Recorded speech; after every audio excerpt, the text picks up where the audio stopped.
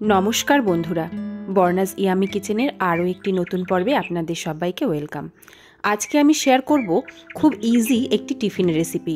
हाथे 10 मिनट समय थाकले এই টিফিনটা আপনারা ঝটপট বানিয়ে ফেলতে পারেন। চলুন রেসিপিটি আমি কিভাবে তৈরি করি সেটি আজকে শেয়ার করে নিই।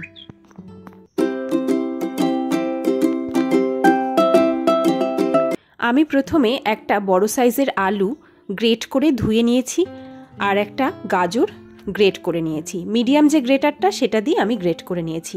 তার মধ্যে দিয়ে দিলাম একটা ডিম, দিয়ে দিলাম কাঁচা লঙ্কা কুচি আর একটা পেঁয়াজ কুচি, দিয়ে দিলাম অর্ধেক ক্যাপসিকাম কুচি।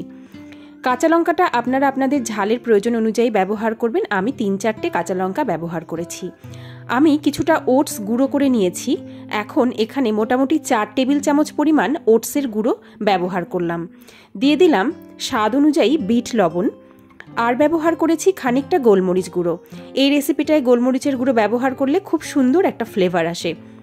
সব উপকরণ এখন সামান্য একটু জল দিয়ে ভালো করে মেখে নেব। এটা মাখতে আমি আমার হাতই ব্যবহার করেছি। আপনারা চাইলে কোনো চামচ দিয়ে বা হ্যান্ড হুইস্ক দিয়েও মেখে নিতে পারেন, তবে হাতের সাহায্যে মাখলে খুব সুন্দর মাখাটা হয়। ভালো করে আমি সমস্ত উপকরণ মিশিয়ে এটাকে মেখে নিলাম। মাখাটা আমার সম্পূর্ণ রেডি হয়ে গেছে। এখন গ্যাস অন করে একটা ফ্রাইং প্যান বসিয়ে দিয়েছি। তাতে দিয়ে দিলাম 2 টেবিল চামচ পরিমাণ সানফ্লাওয়ার অয়েল। আপনারা চাইলে যে কোনো তেল, বাটার বা ঘিতে এটা রান্না করতে পারেন, তাতেও কিন্তু এর টেস্ট অনেক বেশি ভালো হয়। এখন 1 চামচ করে ব্যাটার দিয়ে আমি একটা ছোট ছোট প্যানকেকের সাইজের শেপ দিয়ে এগুলোকে ভেজে নেব। আপনারা চাইলে কিন্তু এটাকে একটা বড় প্যানকেক হিসাবেও বানিয়ে নিতে পারেন, যেভাবে আমরা অমলেট বানাই সেই রকম। তারপর পিস পিস করে কেটেও নিতে পারেন। কিন্তু ছোট ছোট এরকম গোল গোল প্যানকেক তৈরি করলে এগুলো প্যাক করতে খুব সুবিধা হয়, দেখতেও খুব ভালো হয় আর বাচ্চাদের খেতেও সুবিধা হয়। সেই জন্য আমি এরকম ছোট ছোট গোল গোল করে প্যানকেকগুলো বানিয়ে নিচ্ছি। এটি ভীষণ হেলদি একটি খাবার। বাচ্চাদের অনেকক্ষণ পেটও ভরে থাকবে এই খাবারটা টিফিনে বানিয়ে দিলে। এতে গাজর আছে, আলু আছে, ডিম আছে, ওটস আছে, সবকটা উপকরণই কিন্তু ভীষণ স্বাস্থ্যকর। আর লাঞ্চ টাইমে এটা খাওয়াও কিন্তু ভীষণ ভালো। এটা বানানোও কিন্তু ভীষণ ঝটফট হয়ে যায়। হাতে মাত্র 10 থেকে 15 মিনিট সময় হলেই এই রেসিপিটা চটজলদি বানানো হয়ে যায়। শুধু হাতের কাছে উপকরণগুলো থাকলেই হলো। আজকে আমি আপনাদেরকে শেয়ার করে দেখালাম একটি ভীষণ স্বাস্থ্যকর আর ঝটপট তৈরি হয়ে যায় এরকম একটি টিফিন রেসিপি বা ব্রেকফাস্ট রেসিপি। এই রেসিপিটা কিন্তু খিদে পেলে আমরা যে কোনো সময়েই খেতে পারি। এটা লাঞ্চ বক্সেও প্যাক করে দেওয়া যেতে পারে। সন্ধেবেলায় চটপটা কিছু খেতে ইচ্ছে করলে কিন্তু এটা আমরা বানিয়ে অনায়াসেই খেতে পারি।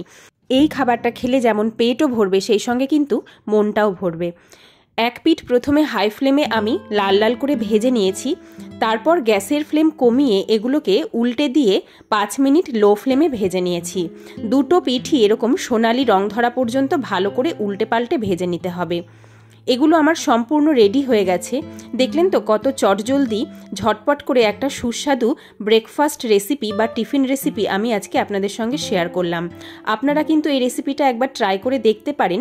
এর স্বাদ কিন্তু ভীষণ ভালো হয়, বাচ্চাদের খেতে খুব ভালো লাগে।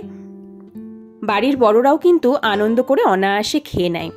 বাকি যে ব্যাটারটুকু ছিল সেটা দিয়ে আমি একটা বড় সাইজের প্যানকেক তৈরি করে নিয়েছি।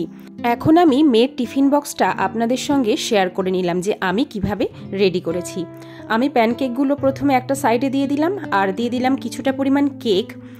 একরকম টিফিন আমি দিই না, সবসময় চেষ্টা করি 2 থেকে 3 রকম খাবার দেওয়ার। এতে ওদের খাওয়ার ইচ্ছাটা অনেক বেড়ে যায়। আমি দিয়ে দিলাম 2টো সসের প্যাকেট, একটা চিলি সস, একটা টমেটো সস। যদি ইচ্ছে হয় তবে সসটা খেতে পারে। আর দিয়ে দিলাম 1 বোতল ঠান্ডা জল। ব্যাস, টিফিন বক্স রেডি হয়ে গেল। আমি বর্ণা, আপনারা দেখছিলেন বর্নাজ ইয়ামি কিচেন। আমার এই নিত্য নতুন রেসিপির ভিডিওগুলো যদি আপনাদের ভালো লাগে আমার চ্যানেলটা সাবস্ক্রাইব করার অনুরোধ রইল। সবাই ভালো থাকবেন, সবাই সুস্থ থাকবেন। ধন্যবাদ।